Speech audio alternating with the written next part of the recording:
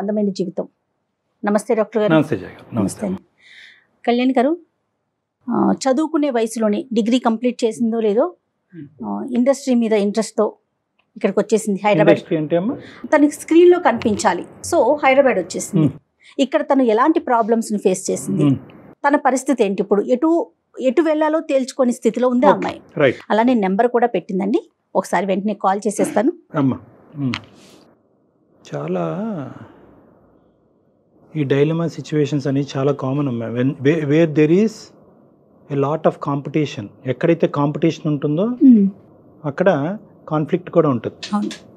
అందులో రంగుల ప్రపంచం కదా కళ్యాణ్ గారు, వెరీ అట్రాక్టివ్, చాలా యూత్ ని మరీ ముఖ్యంగా ఇన్ఫ్లుయెన్సింగ్. హలో హేమలత అండి, నేను జయానండి, అందమైన జీవితం ప్రోగ్రామ్ నుంచి కాల్ చేస్తున్నాను. నమస్తే మేడం. నమస్తే అండి, మీతో మాట్లాడొచ్చా? రైట్.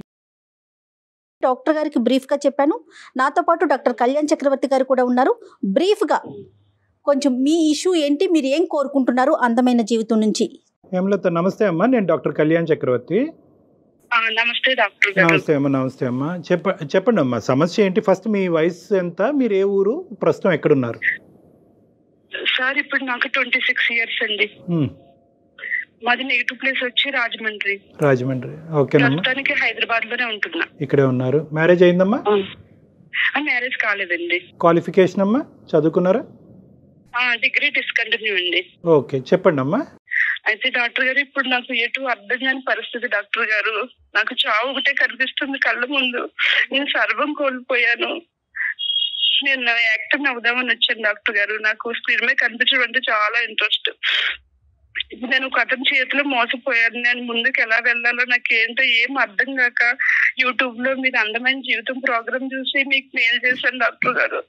బాధపడకండి హేమలత, మీరు మాకు మెయిల్ చేశారు, చాలా ధైర్యంగా మెయిలే పెట్టారు కదా, ధైర్యంగా ఉండాలి. నా కళ్ళ ముందు నా చావే కనబడుతుంది. అయ్యో లేదు. నో అమ్మ, every problem as a solution. ధైర్యంగా ఉండు. బహుశా నువ్వు ఎవరికి చెప్పుకోలేక మాకు చేసినట్టున్నావు. ఎప్పుడైతే చెప్పటం మొదలు పెడతావో ఆటోమేటిక్గా నీకు సొల్యూషన్ కనిపించడం మొదలవుతుంది. ఫస్ట్ ఫ్యాక్ట్స్ చెప్పమ్మా. నీ ఇమోషన్స్ అనేది కొద్దిగా నిన్ను నువ్వు ఓదార్చుకుంటూ ఫ్యాక్ట్స్ చెప్పండి. చిన్నప్పటి నుంచి నాకు యాక్టింగ్ అంటే చాలా ఇంట్రెస్ట్. స్కూల్లో కానీ కాలేజ్ లో కానీ నేను బాగా ప్రోగ్రామ్స్ లో పర్ఫార్మెన్స్ చేసేదాన్ని, బాగా యాక్ట్ చేసేదాన్ని. అడిగి మరి నేను చిన్న క్యారెక్టర్లన్నా చేసేదాన్ని. మా ఫ్రెండ్స్ అంతా నువ్వు చాలా బాగున్నావు, బాగా యాక్ట్ చేస్తున్నావు, నువ్వు యాక్టర్ అవుతావు, నువ్వు ట్రై చేయొచ్చు కదా అనేవారు. ఇంకా నాకు చిన్నప్పటి నుంచి ఇంకా అదే విషయం నేను మైండ్ లో పెట్టుకున్నాను. అలా పెట్టుకుంటుండగా ఇంట్లో కూడా తెలుసు నాకు యాక్టింగ్ అంటే ఇష్టం అని. పిచ్చి ఎక్కువైపోతుంది, ఇందుకు పెళ్లి చేయాలనేసి వాళ్ళు ఆలోచించారు మేడం. ప్రపంచం పొగట్టమే గానీ ఇంట్లో వాళ్ళు అయితే మాత్రం అది ఎంకరేజ్ చేయలేదు ఏమ్మా? ఇంట్లో వాళ్ళు చేయరండి, చాలా పద్ధతి గల ఫ్యామిలీ. ఇంట్లో అసలు ఒప్పుకోరు. ఇలా 3-4 సంబంధాలు చూసారు సార్. చూసిన తర్వాత ఒకటి ఓకే చేశారు, నాకు తెలియకుండా ఓకే చేసి మన్నాడే నీకు నిశ్చితార్థం రేపు అని చెప్పారు. ఆ రోజు ముందు రోజు చెప్పారు నాకు. ఆర్థిక పరిస్థితి అమ్మా ఇంట్లో నాన్నగారికి? ఆర్థిక పరిస్థితి బాగానే ఉందండి మాకు. నాన్నగారు ఫైనాన్స్ ఇస్తారు, ఫైనాన్స్ బిజినెస్ బాగానే ఉంది. సో ఒక రోజు ముందే నీకు చెప్పారు ఏమ్మా? ఎందుకమ్మా అంత లాస్ట్ మినిట్ చెప్పాల్సిన అవసరం ఏముంది? అంటే నాకు యాక్టింగ్ అంటే ఇంట్రెస్ట్, నన్ను మ్యారేజ్ ఒప్పుకోనని వాళ్ళకి కూడా కొంచెం అర్థమైంది నా గురించి. అంతకు ముందు ఏమైనా సంబంధాలు వస్తే కొట్టేశారమ్మా మీరు? లేదండి, లేదు. అంటే నాకు తెలియకుండా మ్యారేజ్ చేసేద్దాం అనేసి వాళ్ళు నిశ్చయించుకున్నారు. సరే చెప్తారు. తర్వాత మర్నాడు నిశ్చితార్థం పెట్టుకున్నారు. నేను ఒకవేళ చెప్పినా ఇంట్లో ఒప్పుకోరు. నేను నెక్స్ట్ ఇయర్ చేసుకుందామని పోస్ట్ పోన్ చేద్దాం అనుకున్నా కూడా వాళ్ళు వినేటట్లేరు. వినేటట్లేకపోతే నేను నాకేం చేయాలో అర్థం కాక ఇంట్లో కొంచెం గోల్డ్, నా పెళ్లికని గోల్డ్ చేయించి పెట్టారు ముందుగానే. గోల్డ్ కొంచెం 30,000 మనీ తీసుకుని నైట్ నేను ట్రైన్ ఎక్కి హైదరాబాద్ కి వచ్చేసాను. ఇక్కడ ఎవరైనా పరిచయాలు ఉన్నాయా హేమలత మీకు హైదరాబాద్ రావటానికి? మేడం నాకు ఇక్కడ ఎవరు ఏం తెలియదు మేడం. డైరెక్ట్ గా వచ్చేసారు. ఇంకా సికింద్రాబాద్ కి వచ్చాను. వచ్చి అక్కడే 3 days అలా లాడ్జ్ లో ఉన్నాను. ఇది కరెక్ట్ కాదు, ఇలా లాడ్జ్ లో ఉండకూడదు అనేసి అలాగ కొంచెం అటు ఇటు కొంచెం చూసుకుని ఒక రూమ్ తీసుకున్నాను మేడం. రూమ్ తీసుకుని ఫ్యామిలీ ఉన్న పక్కనే ఉండేదాన్ని. ఉంటే ఆంటీ వాళ్ళు ఏంటమ్మా ఒకదాని ఉన్నావు, ఎలా వచ్చావు, దేని గురించి, స్టడీ గురించి ఏంటని అన్ని అడిగారు.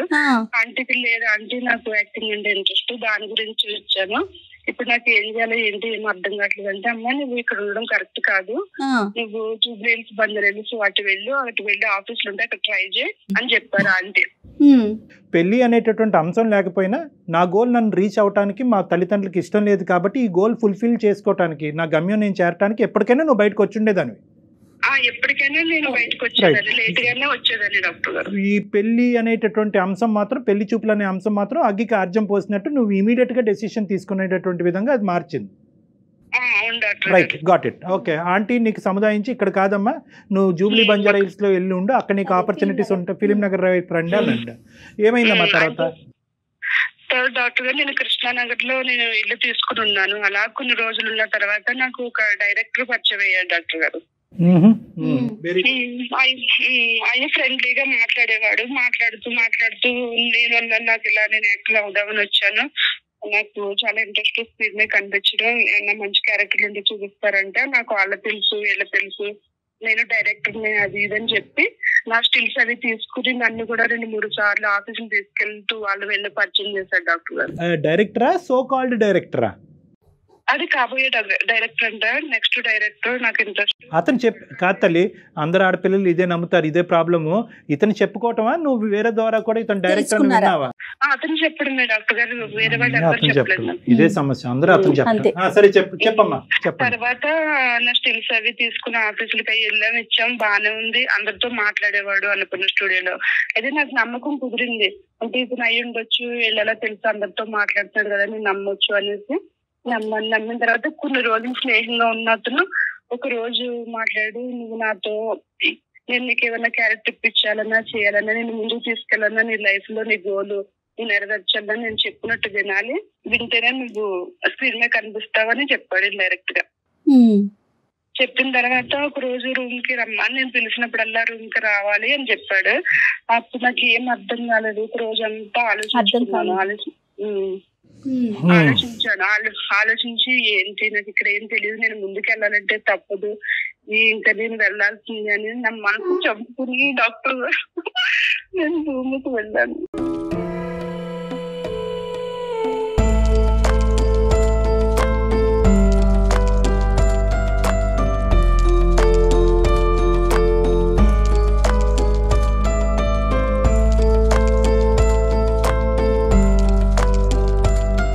ఇప్పుడు ఏం చేయం లాభం అమ్మా, అంబిషన్ ఉండొచ్చు కానీ అంబిషన్ ఆలోచన కప్పేయకూడదమ్మా. అంటే నేను ఎలాగైనా స్క్రీన్ మీద కనిపించాలనేది నేను ఆలోచించాను కానీ నా కెరీర్ ఏమైపోతుందో నేను ఆలోచించుకోలేకపోయాను డాక్టర్ గారు. కెరీరే స్క్రీన్ అనుకున్నారు, స్క్రీన్ మీద కనిపించడమే మీ కెరీర్ అనుకున్నారు. నా కెరీర్ అదే అనుకున్నాను డాక్టర్ గారు. అది నన్ను కోల్పోయి నేను అలా అతను పిలిచినప్పుడల్లా వెళ్తూ ఉండేదాన్ని. అలా 1 year గడిచింది డాక్టర్ గారు. మరి ప్రశ్నించలేదమ్మా, రూమ్కి రమ్మంటున్నావు, పిచ్చి పిచ్చి పనులన్నీ చేస్తున్నావు, ఇప్పుడు అవకాశం ఏది అనేటటువంటి ప్రశ్న ఎప్పుడు అడగలేదా నువ్వు? అడిగేదాన్ని మధ్యలో, ఇదిగో అదిగో స్టార్ట్ అవుతుంది, కొత్త ఫిలిం టైం పడుతుంది, ప్రొడ్యూసర్ దొరకలేదు, అది ఇది నీకు మంచి క్యారెక్టర్ ఉంది, అది ఇది అని చెప్పేవాడు. నేను ఆ మాటలు మాయ మాటలు వినేదాన్ని, నాకు తెలియదు కదా నిజం అనుకునేదాన్ని. ఒక మనిషి 100 సార్లు మాట్లాడుతున్నాడు కానీ చెప్పినటువంటి మాటల్లో ఒక్కటి కూడా సార్థకత లేదు అనేటటువంటి ఆలోచన వచ్చినప్పుడు సహజంగా ఏం చేస్తావు? ఇంట్లో వంట ఆమెను కానీ, కిందింటి అంకుల్ని కానీ, పక్కింటి ఆంటీని కానీ, ఎవడండి వీడని ఒక మాట అడుగుతావా లేదా? నేను ఎవరిని అలా అడగలేదండి, అదే నేను చేసిన తప్పు. ఏంటి 1 year పాటు గుడ్డిగా నమ్మేశాను. నాకు ఆఫీస్ నుంచి ఫోన్లు వచ్చాయి. డౌట్ రాలేదా హేమలత మీకు? చెప్పండి. లేదు మేడం, ఆఫీస్ నుంచి కూడా ఫోన్లు వచ్చాయి, మేడం 3 months లో షూట్ ఉంది వచ్చాయి. నాకు నమ్మకం కుదిరింది, వాళ్ళు ఫోన్ చేస్తుండే అవును నిజం క్యారెక్టర్లు ఉన్నాయేమో అది ఇదని నేను గుడ్డిగా నమ్మాను. 3 days నుంచి ఫోన్ రాలేదు మేడం, నేను చేస్తే కూడా స్విచ్ ఆఫ్ వచ్చింది అతన్ని. అప్పుడు నేను ఏం చేశాను మేడం, నేను డైరెక్ట్ ఏమైందో ఏంటో అనేసి తన ఫ్లాట్ కి వెళ్ళాను.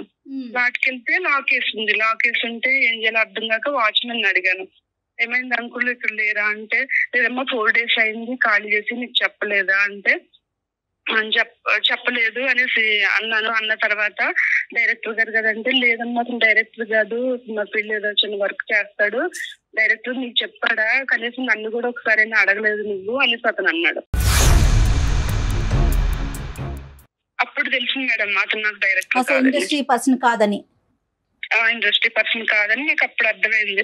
నాకు అర్థమైనప్పుడు నేను మొత్తం నన్ను నేను కోల్పోయాను మేడం. నన్ను నేను కోల్పోయాను. నా గోల్ అంతా నా గోల్ నాకు కనిపిస్తుంది మేడం. నన్ను నేను సర్వస్వం కోల్పోయాను. నా ఆశలన్నీ అడాసలు చేసి వెళ్ళిపోయాడు మేడం. ఫోన్ కూడా పని చేయట్లేదు. నువ్వు ఆర్థికంగా ఎలాగ అక్కడ ఈ 1 year పాటు ఉన్నావు? ఈ ఫ్లాట్ అన్నావు, రెంట్ అన్నావు, ఇవన్నీ ఎవరు కట్టేవారు? నీ తిండికి ఎవరు కాంట్రిబ్యూట్ చేసేవారు? ఇది ఓన్లీ శారీరక పరమైనటువంటి వాడికి ఒక్కటేనా, ఆర్థిక పరంగా కూడా నిన్ను మోసం చేశాడు? నాకు అతను ఏం చూడలేదు. నేను గోల్డ్ తెచ్చుకున్నాను. ఆ గోల్డ్ నేను ముత్తూట్ ఫైనాన్స్ లో పెట్టుకుని తర్వాత నేను 30,000 తెచ్చుకున్నాను కదా, అలాగే జాగ్రత్తగా ఖర్చు పెట్టుకుంటూ మెయింటైన్ అయ్యాను. అదేనమ్మా, ఈ మహానుభావుడు ఏమన్నా అందులో పీల్చాడా? నాకేం ఇచ్చేవాడు కదండి. నాకేం ఇవ్వలేదు. నేను కూడా ఎక్స్పెక్ట్ చేయలేదు. అసలు ఇంకా ఇచ్చేది ఎక్కడ? ఇవ్వటం కాదు, మీ దగ్గర తీసుకున్నాడా అనేది మా ప్రశ్న. నేనే ఖర్చు పెట్టేదాన్ని. వెళ్ళినప్పుడు గట్రా నేనే ఖర్చు పెట్టేదాన్ని. అప్పటి నుంచి నేను ఒక్క రూపాయి కూడా నేను ఆశించలేదు, తీసుకోలేదు. తర్వాత నేను మేడం ఇంకెటు దారి లేదు, నా డబ్బులు అయిపోయింది, నా గోల్డ్ కూడా లేదు. అప్పుడు నేను పార్ట్ టైం జాబ్ చూసుకున్నాను మేడం. 5 hours పార్లర్ లో. అది 15,000 అలా ఇచ్చేవారు. జాబ్ చేసుకుంటూ కూడా మేడం నేను నా గోలే కనిపించింది. సర్లే మోసపోతే నేను ఇంకా ముందుకు వెళ్ళాలి. నా గోల్ నేను ఎందుకు వచ్చాను నేను అది చూసుకోవాలని నేను పార్ట్ టైం జాబ్ చేసుకుంటూనే నేను ఆఫీసుల చుట్టూరు తిరుగుతూ నా స్టిల్స్ అవి ఇచ్చుకుంటా, ఫోన్ నెంబర్లు ఇచ్చుకుంటూ వెళ్ళేదాన్ని మేడం. అక్కడ కూడా వాళ్ళు నన్ను అదోలాగా చూడడం, నువ్వు నన్ను క్యారెక్టర్ ఇస్తే నువ్వు మాకేమిస్తావు అది ఇదని హేళనగా మాట్లాడేవారు మేడం. ఓకే, ఇలాగే జరుగుతుంది. పేరెంట్స్ తో కాంటాక్ట్ ఏంటి నాన్న? ఏమయ్యారు పేరెంట్స్? ఏమయ్యారు పేరెంట్స్ తో నేను కాంటాక్ట్ కాలేదండి. కాకపోతే నా క్లాస్మేట్ అమ్మాయి ఉంది. నేను అప్పుడప్పుడు కాల్ చేస్తాను. ఆ మమ్మీ డాడీ గురించి చెప్తుంది కానీ నా గురించి వాళ్ళకి చెప్పదు. నా ఫ్రెండ్ వాళ్ళ వైపు నుంచి కాల్ రావటం కానీ వాళ్ళు ఏమన్నా మీతో మాట్లాడే ప్రయత్నం కానీ ఎప్పుడు జరగలేదా ఈ 1 year లో? లేదు మేడం. నేను వచ్చేటప్పుడే నేను సిమ్ తీసేసాను. వేరే కొత్త సిమ్. మీ కాంటాక్ట్ వాళ్ళ దగ్గర లేదు? లేదు. నా ఫ్రెండ్ కాంటాక్ట్ ఉంది కనుక అప్పుడప్పుడు నేనే చేసి మాట్లాడేదాన్ని. మీ ఫ్రెండ్ అడిగేవారట అమ్మ వాళ్ళు, ఇది ఎక్కడుంది ఏంటి నీకేమన్నా తెలుసా అని అమ్మాయిని ఏమైనా ఎంక్వైరీ చేసేవారట? లేదండి. నన్ను అంటే అసైన్ చేసుకుంటున్నారంట. ఇంట్లోంచి వెళ్ళిపోయింది, మా మంచి ఫ్యామిలీ, ఇప్పుడు మేము తలెత్తుకు తిరగలేకపోతున్నాం, మాకు అది ఉన్నా సచిన ఒకటే అని నా ఫోటోకి దండేశారంట మేడం. నాకు పిండం కూడా పెట్టేశారంట మేడం. నాకు వెళ్ళడానికి కూడా లేదు మేడం. ఇప్పుడు నేను ఇక్కడ ఎలా బ్రతకాలి? నేను ఊరు వెళ్తే అమ్మ నాన్న నన్ను యాక్సెప్ట్ చేయదు. ఊరు వెళ్ళడానికి లేదు. నేను ఇక్కడ ఎలా ముందుకు వెళ్ళాలి? నేను ఈ చిన్న జాబ్ చేసుకుంటూ బ్రతకాల? నా గోలు, నా ఆశ, నేను ఎందుకు వచ్చాను ఇప్పుడు నాకు కొంచెం మార్గం ఉంది madam. There are thousands of questions. Okay, నీ ఫ్యూచరు, నీ అంబిషన్ ఒకటే కాదు. ఈరోజు నువ్వు ఒక మనిషి చేతిలో మోసపోయావు. ఇప్పుడు వెనుదిరిగితే కనుక ఇంటి తలుపులు తెరుచుకుంటాయా లేదా, మీ తల్లిదండ్రులు నిన్ను ఆహ్వానిస్తారా లేదా అనేటటువంటి పెద్ద ప్రశ్న. మూడోది ఏంటంటే, నీకు తెలియనటువంటి ఇంకో భయంకరమైంది ఏంటంటే, ఏదైతే మీ ఫ్రెండు చాలా సూపర్ఫిషియల్గా నీకు కమ్యూనికేట్ చేస్తుంది కానీ ఖచ్చితంగా మీ తల్లిదండ్రుల యొక్క మానసిక పరిస్థితి, ఆరోగ్య పరిస్థితి, ఏ వివరాలు నీ వరకు చేరలేవు. సో చాలా ప్రశ్నలు ఉన్నాయి. This is not a simple thing. నీలాంటి అమ్మాయిలు ఈ ఇండస్ట్రీ అనేటటువంటిదో లేదంటే ఇంకో ఇండస్ట్రీ అనేది కాకుండా ఏ ఇండస్ట్రీ అయినా, ఏ కంపెనీ అయినా, ఏ ఫ్యాక్టరీ అయినా, ఏ కెరియర్ అయినా కూడా మోసపోయేటటువంటి తత్వం నీలో ఉంటే కనుక మోసం చేయడానికి 100 మంది ఉంటారు. అది ఎక్కడైనా నాట్ అబౌట్ దిస్ ఇండస్ట్రీ అంటే కనుక ఈ రంగులు మనుషుల్ని నమ్మకంగా అందరిని నెగిటివ్ గా చూసుకుంటే ఎలా పోతాడు డాక్టర్ గారు? నమ్మకం ఉంటేనే కదా ముందుకు వెళ్తాము. నమ్మకం అనేటటువంటిది ఈజ్ ఆల్వేస్ కండిషనల్ అమ్మా. ఎస్పెషల్లీ వయసులో ఉండేటటువంటి ఒక ఆడపిల్లకి నమ్మకం అనేటటువంటి ఆస్పెక్ట్ ఒక కండిషనల్.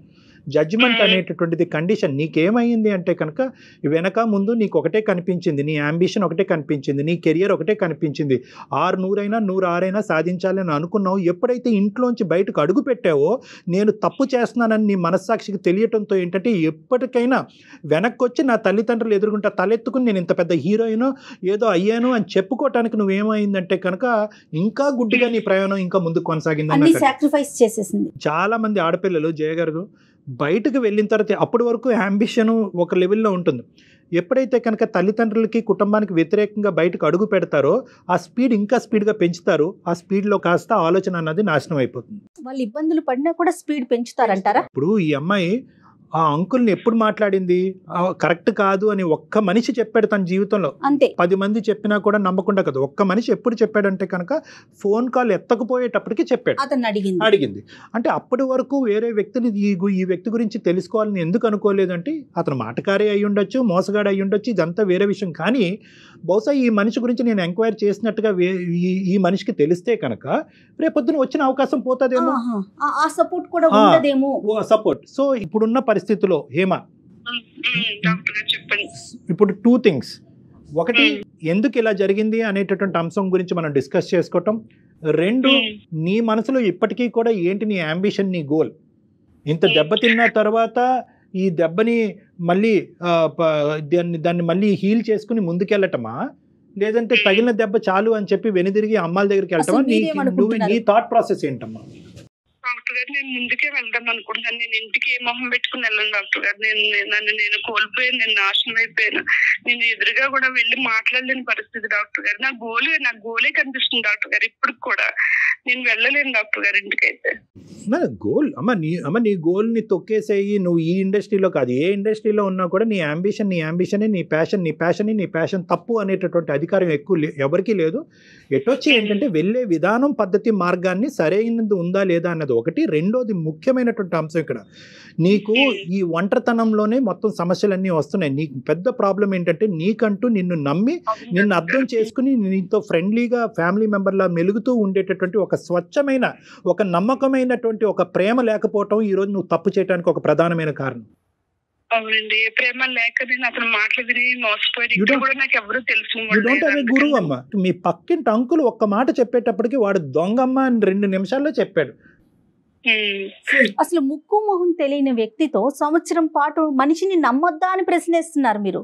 ఎలా నమ్ముతారు? 1 సంవత్సరం పాటు ఎలా నమ్మి అతనితో ఉన్నారు హేమలత మీరు? ఒకటి అమ్మా, గుడ్డి నమ్మకం ఇవేమీ లేదమ్మా. You had all the opportunities. నీ చుట్టుపక్కల అన్ని ఆపర్చునిటీస్ ఉన్నాయి. మీరేమి అడవిలోనో ఎక్కడోనో లేరు. ఒక డైరెక్టర్గా చెప్పుకునేటటువంటి వ్యక్తి డైరెక్టరా కాదా అని అడగటానికి ఎవరైనా సరిపోతారు. బేసిక్ క్వశ్చనింగ్ కూడా మీరు చేయలేదు. ఇది గుడ్డి నమ్మకం అనరు, దీన్ని పిచ్చి నమ్మకం అంట. ఏ నమ్మకం అయినా కండిషనల్. వినండి, చూడండి, ఆలోచించండి, అడగండి, అడిగి తెలుసుకోండి. అంతేగాని నేను విన్నాను, నేను చూశాను, నేను ఆలోచించాను కాబట్టి నా జీవితానికి సంబంధించినటువంటి నిర్ణయం నేనే తీసుకుంటానంటే కనుక అది పిచ్చి నమ్మకం అవుతుంది. ఎవరి ద్వారా ఇన్ఫర్మేషన్ రాబట్టాలి అంటే కనుక నిన్ను ప్రేమించి నిన్ను నమ్మేటటువంటి వాళ్ళ దగ్గర నుంచి ఇన్పుట్ కావాలి, ఒక గైడెన్స్ కావాలి, ఒక దారి చూపెట్టాలి. సో ఇప్పటికైనా నీ దారిలో నువ్వు ప్రయాణం చేస్తానంటే నో ప్రాబ్లం. వీరనారిలాగా నువ్వు పోరాడాలి అనుకుంటే కనుక నీ గమ్యం చేరేంత వరకు నువ్వు పోరాడాలంటే పోరాడు, కానీ సపోర్ట్తో పోరాడు. ఇప్పటికీ కూడా మీ తల్లిదండ్రులు ముసుగులో పెట్టద్దు. ఎంత తల్లిదండ్రులైనా ఎంత పిండం పెట్టినా ఎంత దండేసినా కూడా అది నీ కోపంతోనే వేశారు, కానీ నీ మీద ప్రేమ లేక కాదు. వాళ్ళని మాత్రం నీ జీవితంలో డిలీట్ చేయొద్దు ఎప్పటికీ కూడా. వాళ్ళ సపోర్ట్ తీసుకో. అమ్మ నాన్న నా చేతి తప్పు జరిగింది, నేను తెలుసో తెలియకో ఒక డిప్రెషన్లోనో, ఒక పిచ్చితనంలోనో, ఒక మాటల్లో మాయలోనో, గారెడ్లోనో పడి నేను మోసపోయాను. నా తప్పు నేను తెలుసుకున్నాను, నాకు కనువిప్పు కలిగింది. కానీ ఈరోజు మళ్ళీ మీ చేరినంత మాత్రాన నా అంబిషన్ నేను వదలాలని అనుకోవట్లేదు. ఏదో పని చేసుకుంటా ఉంటాను, నా బ్రతుకు తెరుగు గురించి నేను పని చేసుకుంటాను, అవకాశం ఉంటే డిగ్రీ కంప్లీట్ చేస్తాను, ఇవన్నీ చేసుకుంటాను. But I will keep trying my opportunities. నాకు మీ సపోర్ట్ కావాలి, మీ ప్రేమ కావాలి, మీ ఆలోచన కావాలి అని చెప్పమ్మా. ఎలాంటి తల్లిదండ్రులైనా కరగటానికి గ్యారంటీ. కొంత నగలు తీసుకుంది, ఒక 30,000 తీసుకొని సిటీకి వచ్చేసింది, ఇండస్ట్రీలోకి రావాలనుకుంటుంది. దానికంటూ కొన్ని క్వాలిఫికేషన్స్ ఉండాలి కదా, కొన్ని అర్హతలు ఉండాలి కదా. అవి తన దగ్గర ఏమున్నాయో అవన్నీ చూడకుండా బ్లైండ్గా ఎవరిని పడితే వాళ్ళని నమ్మేసి నేను మోసపోయానని చెప్పి వెనక్కి వెళ్ళి ఆలోచించుకొని నాకు ఇండస్ట్రీ మీదే ఇష్టం ఉంది, నేను ఇండస్ట్రీలోనే బతుకుతానంటే ఎలా సాధ్యమవుతుందండి? మనలో ఉన్నాయి ఏంటి, ఆ క్వాలిటీ ఏంటి అనేది ఆలోచించుకోవాలి కదా హేమలత. ఇప్పుడు మీ చుట్టూ చదువుకునేటప్పుడు ఉన్న నలుగురు జేజేలు కొట్టచ్చు, మీరు ఆ మహాద్భుతం, అబ్బా మీరు సూపర్ అని చెప్పొచ్చు. కానీ మన ఊరు మన ఇల్లు వేరు, ఒక ఇండస్ట్రీ వేరు కదా. నీకు ఇండివిజువల్ గా ఒక అసెస్మెంట్ ఉందా? Point number 1. నీ టాలెంట్ ఏంటి, నీ స్కిల్ ఏంటి అనే అసెస్మెంట్ ఉందా? నెంబర్ 1. నెంబర్ 2, ఇక్కడ రిస్క్ అసెస్మెంట్ చేశారు. ప్రతి అమ్మాయికి ప్రతి అబ్బాయికి ఇదే చెప్తాను, ప్రొఫెషన్ అనేటటువంటి దాంట్లోకి ఎందులో అన్న దిగాలి అని అనుకుంటే, మీ తల్లిదండ్రులకు కానీ ఎవరికైనా నచ్చినటువంటిది ఉంటే కనుక, మీరు అనుకున్నదే గెలవాలి అనే ఆలోచన మీకు ఉంటే కనుక, ఫస్ట్ మీరు చేయవలసింది రిస్క్ అసెస్మెంట్ చేసుకోండి. అక్కడ ఏంటి లాభం, ఏంటి నష్టం, ఈ 100 మంది వెళ్తే కనుక ఎంతమందికి అవకాశాలు ఉంటాయి. ఇప్పుడు ఇంజనీరింగ్ స్టూడెంట్స్ ఉన్నారనుకోండి, 100 మంది వెళ్తే కనుక 30 మందికో 40 మందికో ఉద్యోగం రావచ్చు. సినిమా అనుకోండి ఏ 1000 మందిలో ఒకరికి వస్తుందో, ఏ 1,00,000 మందిలో ఒకరికి వస్తుందో. సో ఇక్కడ రిస్క్ ఎక్కువ ఉంది.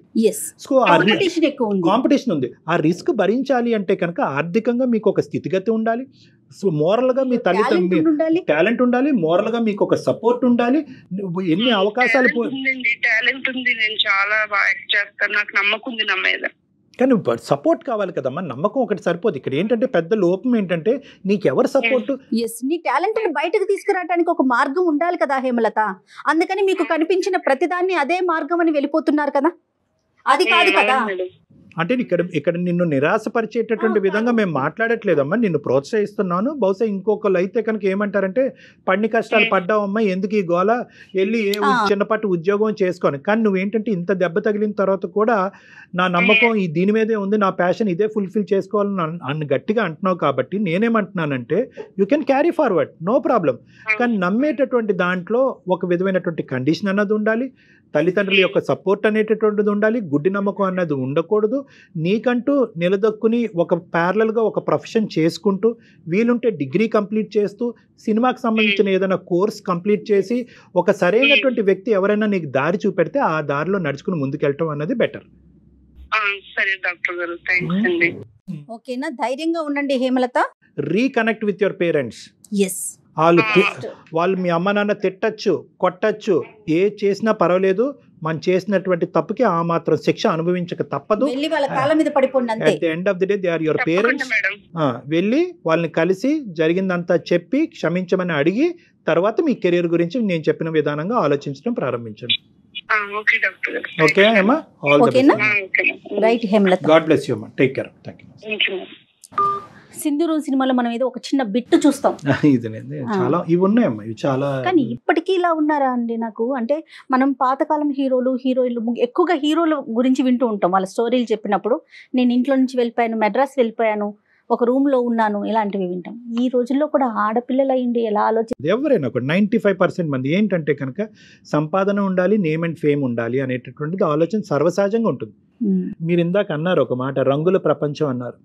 సో ఈ రంగుల ప్రపంచంలో ఏంటంటే మనకు కావాల్సింది కావాలి అని అనుకున్నప్పుడు ఏం పోతుంది, సైమల్టేనియస్గా ఏం పోతుంది అనేటటువంటి అసెస్మెంట్ కూడా మనకు కరెక్ట్గా ఉండాలి. టైం వేస్ట్ అవ్వచ్చు, డబ్బులు పోవచ్చు, మోసగించేటటువంటి మనుషులు ఉండొచ్చు, ఇవన్నీ తట్టుకుని నేను నిలబడగలనా అనేటటువంటి ఇండివిజువల్ అసెస్మెంట్ అనేది హేమ చేయలేదు ఇక్కడ. ఇండివిజువల్గా చేయలేదు. ఏం చేసిందంటే కనుక ఒక మనిషి కనిపించాడు, నమ్మాడు, అందులో కొట్టుకుపోయింది. వీడు ఎవరు, ఏంటి, ఎలా అనేటటువంటి ప్రశ్నలు తన మనసులోకి వచ్చినా కూడా అవి చంపేసుకుంది. సో ఈ ఇండస్ట్రీయే కాదు జయ గారు, ఏ ఇండస్ట్రీలో అయినా కూడా మనకి ఇండివిజువల్గా ఆ రిస్క్స్ అనేటటువంటిది మనం భరించగలమా, తట్టుకునే కెపాసిటీ మనకు ఉందా లేదా అన్నది చూసిన తర్వాత నా అనేటటువంటి వాళ్ళతో తోడుగా ప్రయాణం చేయాలి, కానీ ఒంటరిగా ఇలా ప్రయాణం చేయాలి. 100% ట్రూ డాక్టర్ గారు, 100% అండి. నమస్తే అండి, ఇంకొక ఎపిసోడ్తో మళ్ళీ కలుద్దాం. నమస్తే.